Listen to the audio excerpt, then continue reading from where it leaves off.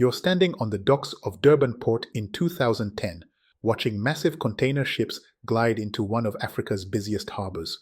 Towering cranes swing cargo containers from ship to shore with mechanical precision. Freight trains snake away toward the mineral-rich interior, carrying goods that fuel entire economies. Peak South Africa's logistics empire at work. The golden gateways that once controlled nearly half of sub-Saharan Africa's container traffic. But fast forward to today, and those same docks tell a very different story. Ships wait offshore for days, sometimes weeks. Containers pile up in chaotic mountains, and cranes stand idle, broken or undermanned. More than a port congestion, it's a complete collapse of an entire economic ecosystem that took over a century to build. In this episode, we explore how South Africa went from being the undisputed logistic king of the continent to ranking dead last among the world's ports. To understand the magnitude of this collapse, we need to go way back, of course, to 1860, when South Africa's first railway line opened. Its prime objective was to move passengers and goods. Then, it extended to connect the three major ports of Durban, Port Elizabeth, and Cape Town to the diamond fields of Kimberley and the gold mines of the Witwatersrand. Entire cities like Johannesburg sprouted along these vital rail corridors, built around the simple premise that minerals needed to flow from inland shafts to coastal ports. The 1909 Union of South Africa Act formalized this system, consolidating harbors and railways under state ownership to enable seamless extraction of resources for export to mother countries. By 1916, the South African Railways and Harbors Act mandated massive investment in ports and rail infrastructure. The system worked beautifully, at least for its intended purpose. During the apartheid era, transport infrastructure became the backbone of spatial segregation, deliberately designed to support racialized urban planning and labor control, segregating Black, Indian, and colored populations into townships on city outskirts, far from economic hubs. But it also supplied industrial centers and ensured cheap mineral exports. The contradiction was built into the DNA of the system from day one. Here's what made South Africa's ports so dominant. Location, location, location. Sitting at the southern tip of Africa, these ports became natural stopping points for ships traveling between Europe, Asia, and the Americas. Durban alone handled over 70% of South Africa's containerized trade, processing 81 million metric tons of cargo annually, and earning the title of the third largest container terminal in the Southern Hemisphere. The system worked like a well-oiled machine. Trains carried bulk commodities from inland mines to coastal ports on dedicated rail lines that functioned like massive conveyor belts. The iron ore line from Northern Cape to Saldanha Port stretched 861 kilometers. The coal export line from Mpumalanga to Richards Bay moved millions of tons annually. Container terminals used ship-to-shore gantry cranes to transfer cargo to tractor-trailer units, which transported containers to storage areas, where rubber tire gantry cranes stacked them efficiently. This generated massive economic value. The Durban maritime industry alone contributed up to 2% of South Africa's GDP, between 25 and 35 billion rand annually. South Africa didn't just dominate its own trade, it controlled the economic lifelines of Botswana, Zambia, and Zimbabwe. When these countries needed to export copper or import manufactured goods, they had to go through South African ports. This gave South Africa enormous leverage as a regional power broker. But a series of bad policies that prioritized politics over performance led to a deterioration in port and rail infrastructure and service quality. This rot began slowly, then became more pronounced, affecting the competitiveness and reliability of South Africa's logistics system. The apartheid government spatial segregation meant that railway infrastructure decisions were based on racial geography rather than economic efficiency. After 1994, the democratic government inherited this dysfunctional system but struggled to reform it effectively. Enter Transnet, the state-owned enterprise tasked with managing South Africa's ports, railways, and pipelines. On paper, Transnet controlled all the essential pieces. The Transnet National Ports Authority acted as landlord, owning port infrastructure, while Transnet Port Terminals operated the terminals, and Transnet Freight Rail managed the railway network. This vertical integration was supposed to create efficiency through coordination. Instead, it created a monster. The first warning signs appeared as chronic underinvestment. Years of deferred maintenance left ports with aging equipment and struggling infrastructure. Transnet's maintenance spending fell from the projected $293 million to $137 million in 2022. Cranes broke down and weren't replaced. Railway tracks deteriorated, signaling that systems were becoming obsolete. But the real cancer eating away at the system was corruption. Between 2009 and 2018, Transnet accounted for a staggering 72% of all state capture contracts investigated by the Zondo Commission. Over $2 billion in locomotive contracts were riddled with kickbacks to politically connected companies, resulting in trains that didn't work and debt that crippled the system. The policy of cadre deployment, which is appointing political loyalists regardless of competence, hollowed out Transnet's management.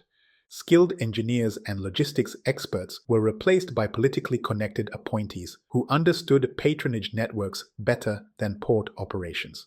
Equipment procurement became a game of who you knew, not what you needed. The criminal element added another layer of destruction. Cable theft became so rampant that over 1,000 kilometers of electrified railway track became unusable. Thieves stripped copper cables faster than Transnet could replace them. Vandalism reached the point where security incidents accounted for over 80% of all reported rail problems. Meanwhile, operational inefficiencies multiplied like cancer cells. Manual train authorizations increased from 50,000 per month in 2018 to over 250,000 in 2022. A sure sign that automated systems had failed and was replaced by slow, error-prone human processes. The vertically integrated monopoly structure that was supposed to be Transnet's strength became its fatal weakness. With no competition, there was no pressure to perform. Terminal handling charges soared 50% above global averages, and when businesses complained about delays and high costs, they were confronted to the cold reality. Where else could they go? Transnet controlled everything. The economic devastation is on a scale that's hard to comprehend. The collective cost of port and rail failures was estimated at $8 billion over just 18 months. Some analysts calculated that Transnet's railway dysfunction alone cost South Africa $52 million per day in lost economic output. Between 2021 and 2023, South Africa lost an estimated $5.2 billion in coal and iron ore exports due to freight logistics constraints. And since 2010, the country forfeited an estimated $26 billion in iron ore and coal export trade.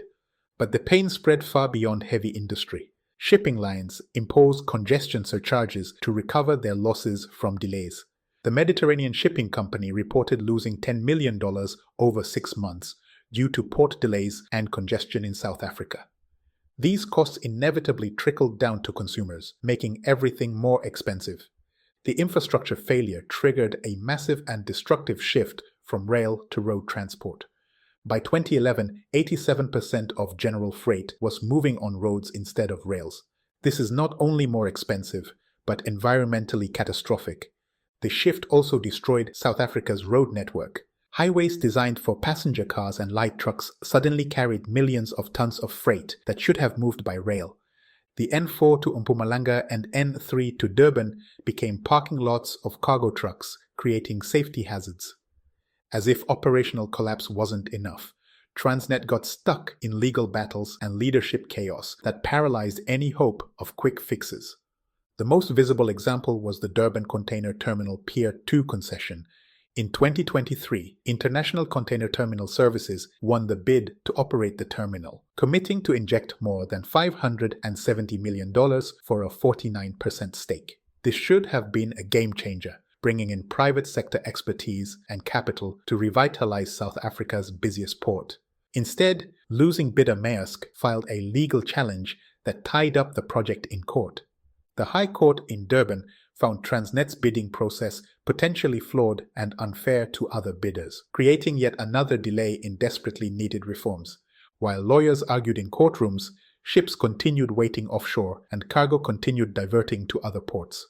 On top of this, Transnet has cycled through CEOs like a failed startup, each new leader inheriting deeper problems and fewer resources to solve them. Meanwhile, the debt grew to $7 billion. threatening bankruptcy. The company reported a $300 million loss in 2023, followed by another big one in the first half of 2024. With mounting debt and widening losses, the risk of complete financial collapse looms over the entire logistics system. As South African ports collapsed, neighboring countries seized the opportunity to steal market share and establish themselves as the new logistics hubs. Maputo Port launched a €2 billion investment program to double its cargo capacity to more than 50 million tons annually by 2058, already handling 31.2 million tons in 2023, a 16% increase from the previous year. Maputo positions itself as a cost-effective alternative for the same landlocked countries South Africa had monopoly over. Even South Africa's own coal mining companies began to redirect their exports to Maputo to bypass Transnet's failures entirely. But Namibia's Walvis Bay took an even more aggressive approach. Port managers explicitly marketed their facility as superior to congested South African ports, emphasizing their temperate climate, lack of weather delays, and competitive tariffs. Walvis Bay aims to become the preferred West Coast port for Southern and Central African logistic operations, directly challenging Durban's regional dominance. Surprisingly, the most dramatic transformation happened at Dar es Salaam Port in Tanzania. Their partnership with Dubai-based DP World in April 2024 revolutionized operations through a $250 million investment. Average vessel waiting times collapsed from 46 days in May 2024 to just 7 days by November the same year. For container ships, waiting times dropped to 0 days. Under DP World's management, operating costs fell 2.7% in just 5 months, while throughput soared. Even Port Louis in Mauritius and Djibouti started to attract cargo that once flowed through South African ports. Shipping lines that had relied on South African infrastructure for decades suddenly had attractive alternatives that actually worked. The trade diversion was swift and merciless. Durban, which once handled over 70% of South Africa's container traffic, began losing market share to ports that offered something Transnet couldn't: reliability. So where does this leave South Africa? I see 3 possible paths forward, each with dramatically different implications for its economic future. The first path is the continuation of current trends, a slow-motioned economic catastrophe that transforms South Africa from a regional powerhouse into a logistics backwater. Under this scenario, Transnet's debt burden becomes unsustainable, leading to either bankruptcy or permanent dependence on government bailouts that drain public resources. Port rankings continue their downward spiral, pushing major shipping lines to permanently reroute their services through Namibia, Mozambique, or Tanzania.